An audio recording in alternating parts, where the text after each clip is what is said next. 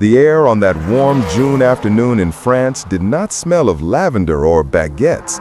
It smelled of high-octane fuel, burning rubber, and the metallic tang of impending doom. It was a sensory overload, a cacophony of roaring engines that vibrated through the rib cages of 300,000 spectators who had gathered to witness the pinnacle of human engineering. They had come to the Circuit de la Sarthe to see the fastest machines on Earth, unaware that they were standing in the splash zone of a technological volcano waiting to erupt. The year was 1955, a time when safety was a distant afterthought, eclipsed by the blinding glare of speed and national pride. The machines lined up on the grid were not merely cars. They were missiles wrapped in thin aluminum and magnesium skins, piloted by men who accepted death as a passenger in the seat beside them. Among these mechanical beasts sat the Mercedes-Benz 300 SLR, a car so advanced, so powerful, and so meticulously crafted that it seemed to have been forged by the gods of speed themselves. It was the Silver Arrow, a symbol of German resurgence designed to dominate the endurance racing world with ruthless efficiency. But there is a terrifying alchemy that occurs when ambition outpaces wisdom and when the obsession with lightness and velocity ignores the fragility of the human body. As the clock ticked towards 4 p.m., the atmosphere was electric, charged with the thrill of the duel between Jaguar and Mercedes, a rivalry that transcended sport and touched on national identities. No one in the grandstands, cheering and waving their programs, could have predicted that within a few short hours, the silver masterpiece idling before them would transform into the deadliest weapon ever deployed in the history of sports, changing the world forever in a blinding flash of white-hot magnesium. To understand the magnitude of the tragedy, one must first understand the seduction of the machine itself. The 1955 Mercedes-Benz 300 SLR was not just a car, it was a manifesto of kinetic energy. Born from the ashes of World War II, Mercedes-Benz was determined to reclaim its position at the zenith of motorsport, and the 300 SLR was their Excalibur. Under the hood lay a straight-eight engine derived directly from their Formula One conqueror, the W196. Capable of propelling the vehicle to speeds exceeding 180 miles per hour, a velocity that, in 1955, was the exclusive domain of aircraft. But speed was only half the equation, the other was weight. The engineers, led by the brilliant Rudolf Uhlenhaut, utilized a magnesium alloy bodywork known as Electron. It was lighter than aluminum and strong enough to withstand the rigors of a 24-hour race, but it possessed a volatile secret. Magnesium, when ignited, burns with a ferocity that water cannot extinguish, a fact that would soon become horrifyingly relevant. The car was a masterpiece of aerodynamics, featuring an innovative air brake that deployed behind the driver to slow the car at the end of the Mulsanne Strait, giving it a distinct silhouette that looked like a shark raising its fin. It was beautiful, it was fast, and it was fragile. As the teams prepared for the 24 hours of Le Mans, the world watched with bated breath. The drivers were legends: Manuel Fangio, Stirling, and the veteran Frenchman Pierre Levegh.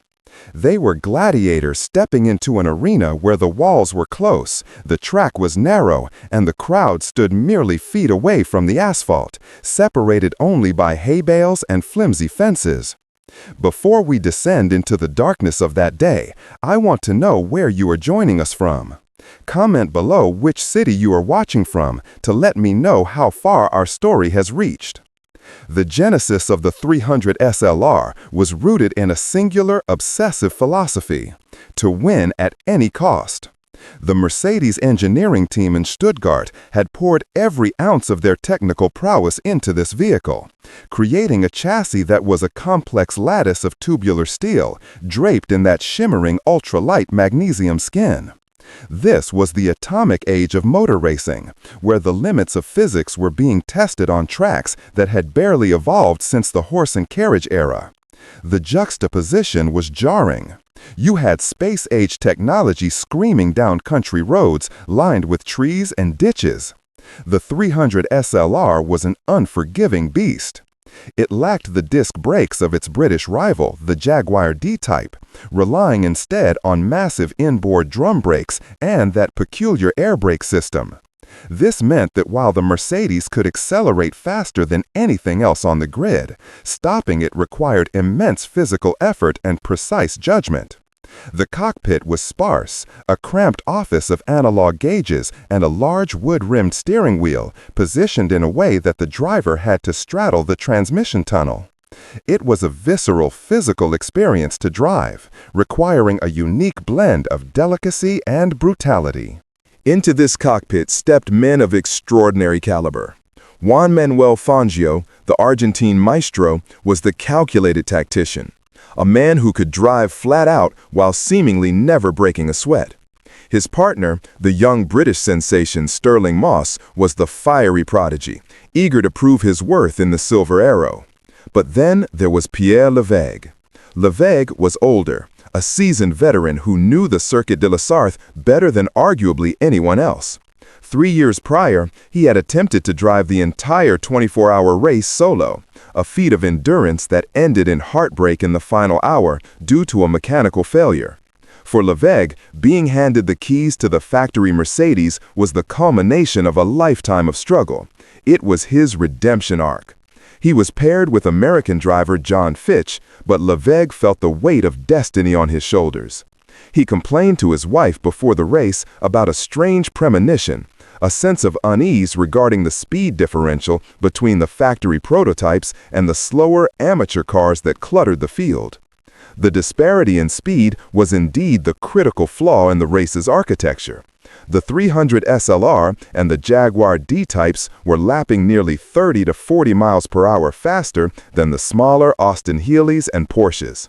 The track was a chaotic mix of guided missiles and moving roadblocks. As the race approached, the tension in the Mercedes pit was palpable.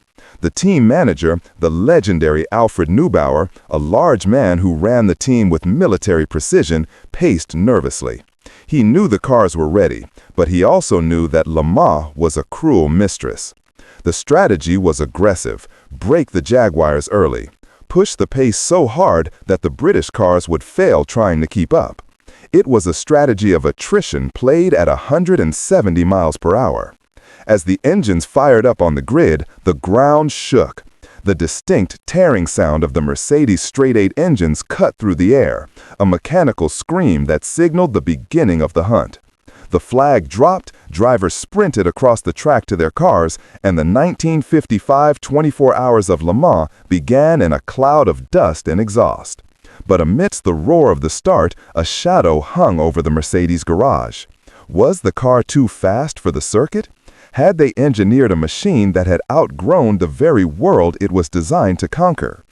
The first few hours of the race were a blur of record-breaking laps, a relentless dogfight between the silver German machines and the British racing green Jaguars. Mike Hawthorne, driving the lead Jaguar, was a man possessed. With his blonde hair waving in the wind and a bow tie often around his neck, Hawthorne was the archetype of the playboy racer, but behind the wheel, he was ruthless. He was locked in a bitter duel with Juan Manuel Fangio. The two titans traded the lead lap after lap, shattering the lap record repeatedly. It was a display of driving skill that had never been seen before, a mesmerizing dance of drafting and overtaking that kept the crowd on their feet. The pace was suicidal.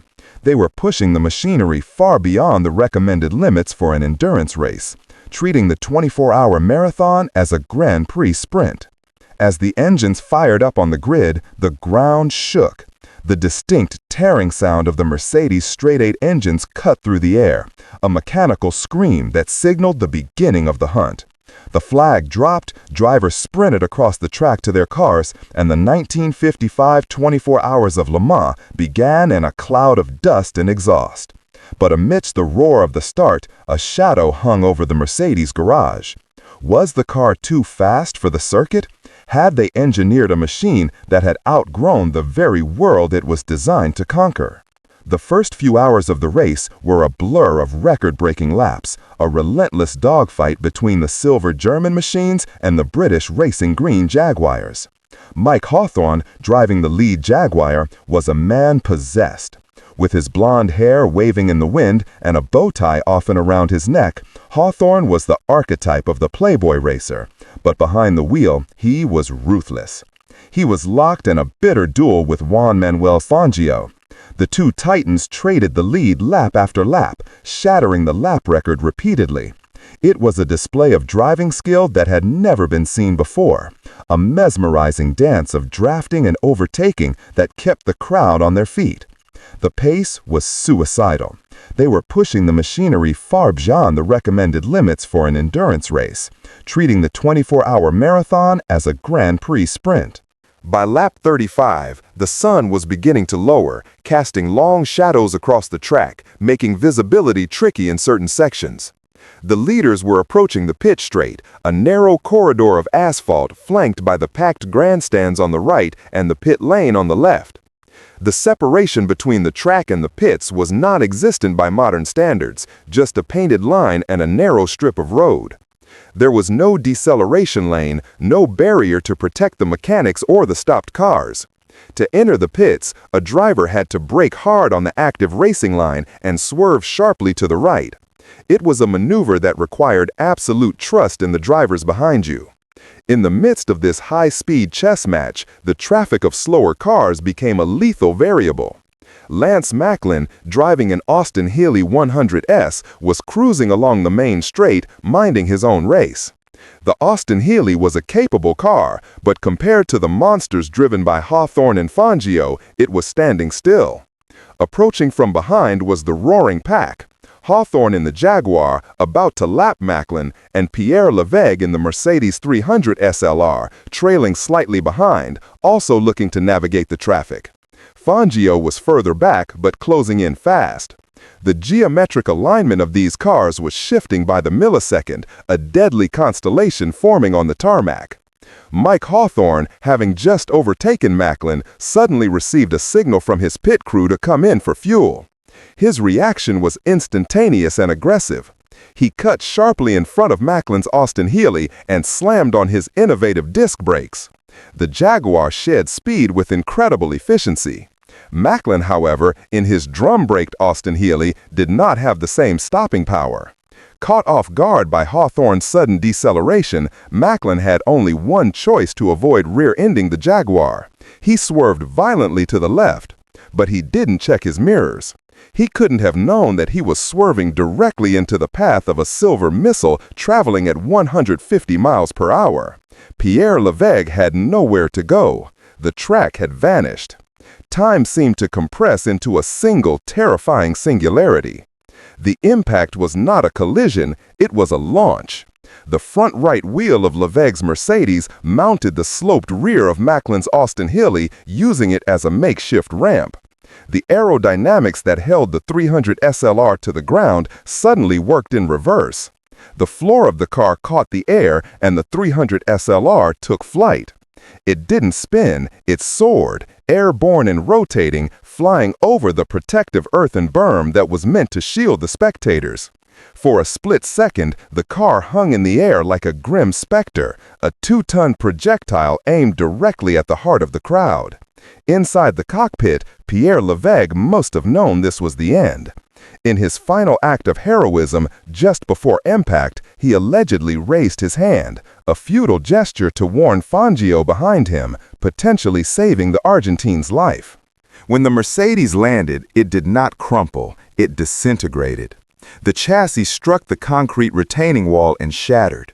The heavy components of the car, the engine block, the front suspension, the radiator, and the hood were torn free by the sheer kinetic energy. Because the car was traveling at such immense speed, these components maintained their momentum, transforming into lethal shrapnel. The hood acted like a guillotine, slicing through the air and into the densely packed crowd. The engine block, a massive hunk of steel, crushed everything in its path. It was a scene of medieval carnage brought about by modern technology.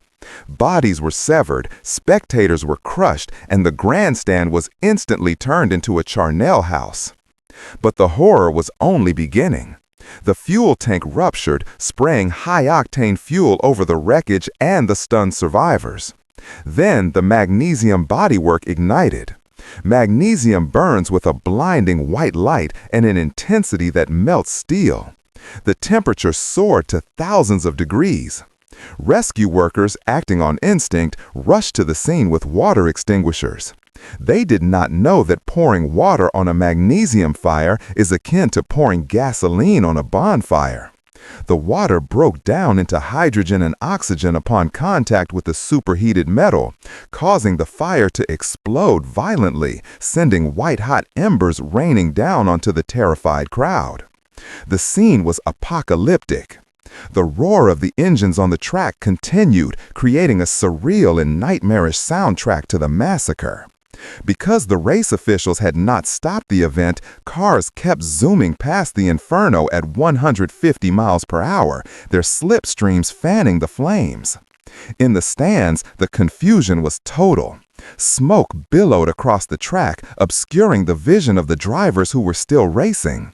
The announcers were unsure of what had happened, broadcasting confusion while people lay dying just meters away. It was a vision of hell on earth, a stark contrast to the festive atmosphere just moments before. 83 people lay dead or dying, hundreds more were injured, and amidst the fire and the screams, the race went on. Why did the flags not wave? Why did the engines not silence? The decision to keep the race running remains one of the most controversial moments in sports history. The race director, Charles Faroux, later argued that stopping the race would have caused a mass exodus of spectators, clogging the roads and preventing ambulances from reaching the circuit to evacuate the wounded. It was a cold, utilitarian calculation: keep the show going to save lives. Whether it was the right decision is debated to this day.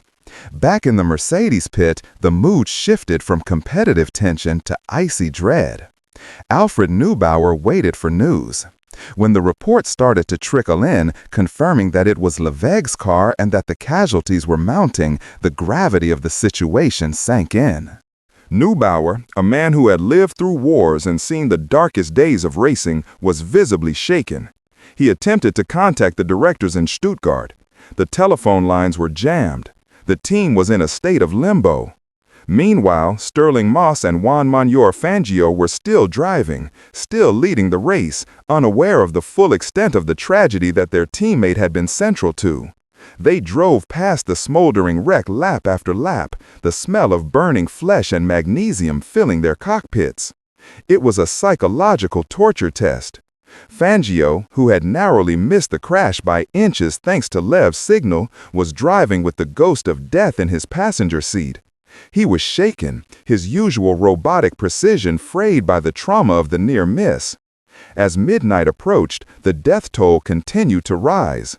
The priests were administering last rites in the makeshift field hospital. The news finally reached the Mercedes board of directors in Germany. The order came down: withdraw. It was not a request, it was a command. Neubauer waited for the car to come into the pits. He didn't wait for a breakdown or a scheduled stop. He called them in. At roughly 1:45 a.m., while leading the race by 2 laps, the remaining silver arrows were waved into the garage. The mechanics silently pushed the cars away. There was no fanfare, no protest. They packed their equipment and left under the cover of darkness. The dominance of the 300 SLR had ended not with a checkered flag, but with a funeral procession. Jaguar was left to race alone. Mike Hawthorne, the man whose braking maneuver had triggered the chain reaction, continued to drive. The competition was gone, but the race had to be finished. The atmosphere in the Jaguar pit was subdued, but they did not withdraw. When the clock finally hit 4 p.m. the next day, Hawthorne took the victory. The podium celebration was muted, but press photos showed Hawthorne smiling, sipping champagne, a smile that would be vilified by the French press the next day. The image of the victor celebrating while the bodies were still being counted was the final insult in a weekend of horrors. The silver arrows were gone, but the silence they left behind was deafening. The aftermath of the 1955 Le Mans disaster was swift and global. The shockwaves traveled far beyond the racing community. Switzerland banned motorsport entirely, a ban that would stand for nearly 7 decades. Other nations followed suit with temporary bans until safety could be guaranteed. Mercedes-Benz, the proud manufacturer that had sought to demonstrate its supremacy, withdrew from all motorsport at the end of the season. They would not return to Le Mans or Formula One as a factory team for decades. The 300 SLR, the engineering marvel, was mothballed, forever tainted by the blood of spectators. The inquiry that followed officially exonerated the drivers, calling it a racing incident, but the court of public opinion was less forgiving. Mike Hawthorne was haunted by the crash for the rest of his short life, eventually dying in a road car accident just a few years later. Lance Macklin never mentally recovered from the trauma. And Pierre Levegh, the veteran who just wanted one last shot at glory, became the face of the tragedy. The crash forced a complete overhaul of circuit safety. The earthen banks were replaced with concrete walls and catch fences. The pit lanes were redesigned. The disconnect between the speed of the cars and the safety of the tracks was finally acknowledged. But what of the 300 SLR itself? It remains a paradox. To engineers, it is still the pinnacle of 1950s technology, a machine of exquisite beauty and terrifying capability. To historians, it is the grim reaper of motorsport. It serves as a permanent reminder that progress without precaution is a recipe for disaster. The car sits in museums now, silent and cold. The magnesium skin no longer burns, but the story it tells is still scorching. It asks us a fundamental question about our obsession with speed. How fast is too fast? And what is the human cost of pushing the envelope? As we look back at the black and white footage of that day, seeing the smoke rise over the French countryside, we are reminded that the line between triumph and tragedy is as thin as a razor's edge. The 1955 Mercedes 300 SLR was indeed the deadliest car ever made, not because it was evil, but because it was too perfect for an imperfect world. It was a machine that demanded respect, and when that respect was lost for a fraction of a second, it exacted a terrible price. The roar of its engine has faded, but the echoes of Le Mans 1955 will resonate as long as humanity dares to race.